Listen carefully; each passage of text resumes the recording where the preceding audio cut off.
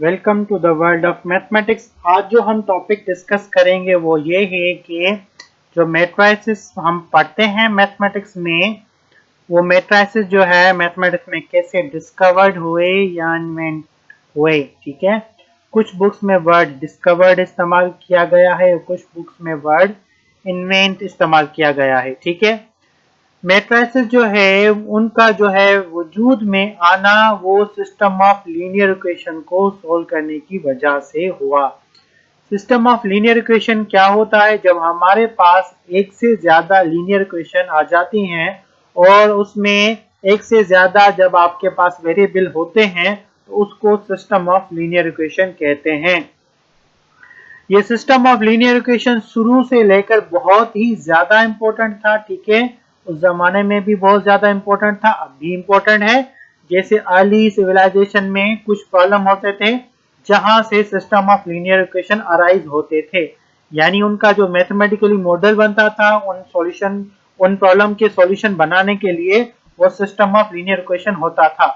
उनमें से कुछ प्रॉब्लम जैसे कि measurement of land, okay, the distribution of goods, the tracking resources such as a weight, cattle and a taxation and the inheritance calculation। ठीक है, तो ये जो सारे प्रॉब्लम्स थे इनके सॉल्यूशन निकालने के लिए हम जो मैथमेटिकल मॉडल इस्तेमाल करते थे वो सिस्टम ऑफ लीनियर इक्वेशन होता था। जैसे यहाँ एक एग्जांपल दिया गया है, आपके पास टू लीनियर इक्वेशन है और आपके पास टू अननोन है जो है एक्स और वाई, और एक्स और वाई के साइड में जो आपके पास लिखे हुए हैं इनको हम क्या कहते हैं? कोफिशिएंट्स कहते हैं, जो आप बेसिक लीनियर अलजेब्रा के कोर्सेस में ऑलरेडी कवर करके आए होंगे। तो इन सिस्टम ऑफ लीनियर इक्वेशन को सॉल्व करने के लिए हमारे पास डिफरेंट मेथड हैं थे, शुरू से लेकर मैथमेटिशियन ने मेहनत करके बनाए। उनमें से हम डिफरेंट मेथड देखेंगे और देखेंगे उन मेथड्स के बाद स्लोली मैट्रिसेस किस तरीके से वजूद में आए। तो हम उसमें से फर्स्ट मेथड को सीखते हैं। जो सबसे पहला मेथड हमारे पास जो है वो है the method of cross multiplication. ये मेथड क्या होता है? जब आपके पास टू अननोन टू वेरिएबल हैं उसके सॉल्व करने के लिए इस्तेमाल जो है होता है। लेकिन जब फॉर एग्जांपल मुझे यहाँ x और y टू अननोन है जिनकी वैल्यू फाइंड करनी है, a b e और c d f आपके पास कोई भी रियल नंबर्स हैं, यानी आपके पास कोई भी नंबर्स आप यहाँ सोच सकते हैं। ठीक है, अगर मुझे x की वैल्यू फाइंड करनी तो मैं क्या करूंगा? x के कॉलम को छोड़ दूंगा और सिर्फ इस पोर्शन को ले लूंगा। फिर इस पोर्शन में b को f से मल्टीप्लाई करूंगा, d को e से मल्टीप्लाई करूंगा, बीच में नेगेटिव साइन लगा दूंगा। उसके बाद जब मैं क्या करूंगा, यानी जब मेरे पास ये पोर्शन हो जाएगा उसके बाद मैं क्या करूंगा? ये मुझे पोर्शन उठाना है, a को d से मल्टीप्लाई करना है, b को c से मल्टीप्लाई करना है और वो डिवाइड में यहाँ x की जगह पे लिख लेना है। ठीक है, जब मुझे y की वैल्यू चाहिए तो मैं इस कॉलम को स्किप करूंगा, a को f से मल्टीप्लाई करूंगा, c को e से मल्टीप्लाई करूंगा, वो न्यूमरेटर में लिख लूंगा। ठीक है, डिवाइड में मुझे क्या लिखना है? ये पोर्शन उठाना है। ठीक है, फिर मैं क्या करूंगा? a को d से मल्टीप्लाई करूंगा, c को b से मल्टीप्लाई करूंगा, बीच में नेगेटिव साइन लगा दूंगा। इस तरीके से मुझे जो है x और y की वैल्यू फाइंड हो जाएगी। ठीक है, तो इसको जो है इसका मैंने एक एग्जांपल यहाँ लिख लिया है जो आप इजीली जो है ट्राई कर सकते हैं, और जहाँ मैंने सॉल्यूशन इसका लिख लिया है। तो इस मेथड क्रॉस मल्टीप्लिकेशन की मेथड की मदद से हमें x और y की वैल्यू फाइंड हो गई। इस मेथड के साथ ये मसला है कि ये सिर्फ और सिर्फ लिमिटेड है टू लीनियर सिस्टम पे, यानी आप जब आपके पास टू वेरिएबल और अब जब आपके पास टू लीनियर सिस्टम हो उसमें टू वेरिएबल हो तब ये मेथड जो है आपके पास करामत साबित होता है। लेकिन जब आपके पास थ्री लीनियर सिस्टम आ जाए और थ्री अननोन आ जाए तब ये मेथड जो है आपका काम नहीं करता। तो जब ये मेथड काम नहीं कर रहा था तो मैथमेटिशियन ने एक और मेथड निकाला, उसको कहते हैं एलिमिनेशन मेथड। ठीक है, एलिमिनेशन मेथड में हम क्या करते हैं? जब आपके पास दो या दो से ज्यादा आपके पास लीनियर सिस्टम होती हैं तो एक लीनियर सिस्टम से एक वेरिएबल को एलिमिनेट कर लेते हैं, यानी सेपरेट कर लेते हैं, फिर उसकी वैल्यू सेकंड जो है इक्वेशन में पुट करते हैं, फिर वहां से सेकंड वेरिएबल सेपरेट करते हैं, उसकी वैल्यू थर्ड वेरिएबल इक्वेशन में पुट करते हैं, वहां थर्ड जो है वेरिएबल सेपरेट करते हैं, इन द एंड लास्ट वाला वेरिएबल फाइंड हो जाता है और बैकवर्ड जाते हुए सारे के सारे हमारे पास वेरिएबल आ जाते हैं।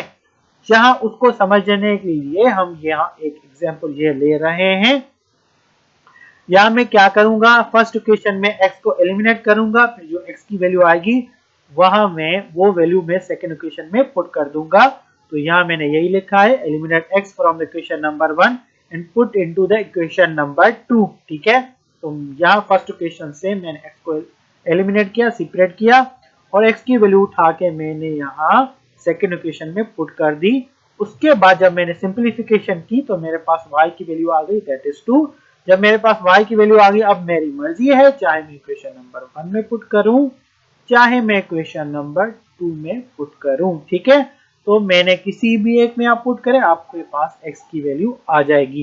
तो ये जो आपका मेथड है, इस मेथड को कहते हैं एलिमिनेशन मेथड। उसके बाद जब एलिमिनेशन मेथड आया तो ये भी थोड़ा बहुत ज्यादा मैथमेटिकली कैलकुलेशन दे रहा है।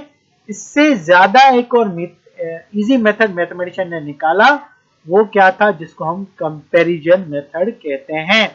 कंपैरिजन मेथड में हम क्या करते हैं, एक सारे के सारे कॉलम को जो वेरिएबल्स वाला होता है उसको सेम कर लेते हैं, फिर जो 1 बाय 1 इक्वेशन को सेपरेट कर लेते हैं, तो एक सारा का सारा आपके पास वेरिएबल खत्म हो जाता है, यानी सेपरेट हो जाता है। फिर आपके पास न्यू सेट ऑफ इक्वेशन आ जाती है, उसकी मदद से सेकंड और थर्ड जो वेरिएबल हैं उसको फाइंड करते जाते हैं। इसको समझने के लिए ये एक एग्जांपल मैंने लिखा है, इसकी मदद से हम सॉल्व करेंगे।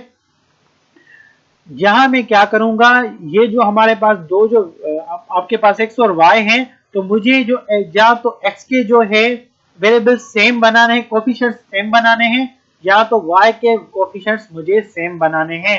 ठीक है, x के कोफिशिएंट सेम बनाने से बेहतर है, यहाँ 2 है, अगर मैं इस इक्वेशन में 2 मल्टीप्लाई कर दूं तो यहाँ भी -2 आ जाएगा, यहाँ भी -2 आ जाएगा। तो मैं क्या कर रहा हूँ, इक्वेशन नंबर 2 से 2 मल्टीप्लाई कर रहा हूँ, फिर उसको सब्ट्रैक्ट कर दूंगा इक्वेशन नंबर 1 से। देखें तो मैंने 2 मल्टीप्लाई कर दिया, 2 2 4, 2 1 2, तो मेरे पास ये आ गया। उसके बाद मैंने सब्ट्रैक्ट किया तो देखें ये पॉजिटिव नेगेटिव कैंसिल हो जाएंगे, और 5x से 4x गया तो मेरे पास 1x = 1 बचा।